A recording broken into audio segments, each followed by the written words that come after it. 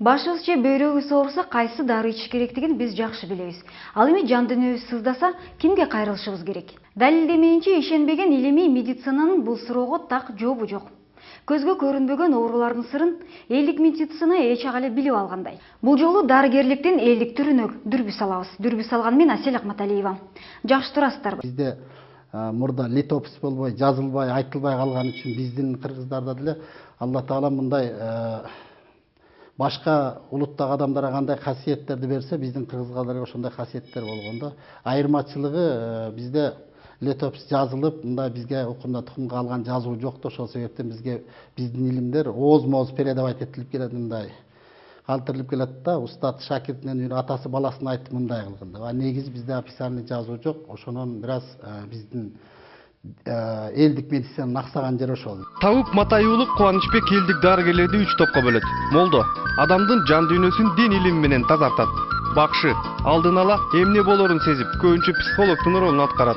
Табып бул кадимки эле дарыгерлер. Хирург, терапевт сыяктуу эле табыптар өнөрүнө жараша тиешелүү топко бөлүнөт. Сынакчы табып жылышып кеткен сөөктөрдү ордуна келтирет. Тамырчы табып тамырын кармап оорулуу жактарын аныктап даба кылат. Дуачы табып оору сыркону дуа келтирип айыктырат.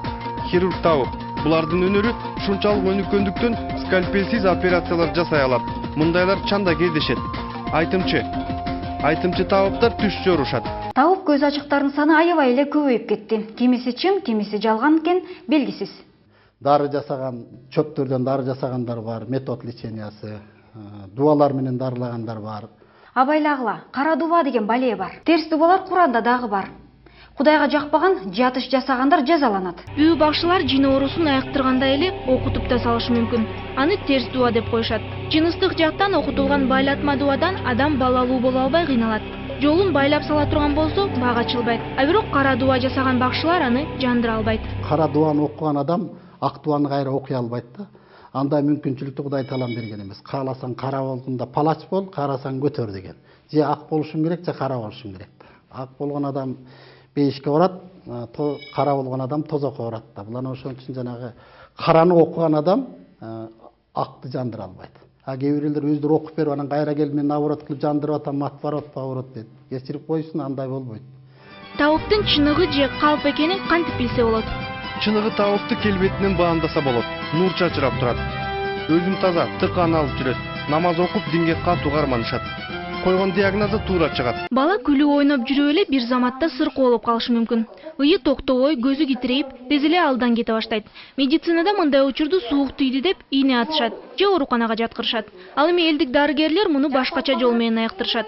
Эси чыкты деп жүрөгүн көтөрүшөт, же көз тийди деп дем салышат.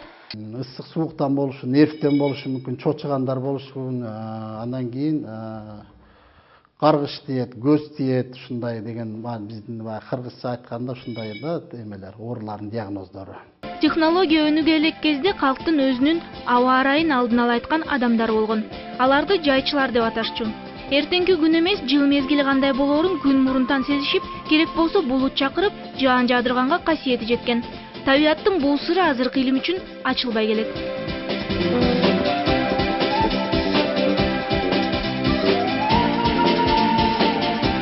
Күчтүү адам алсыздыгын ооруганда сезет.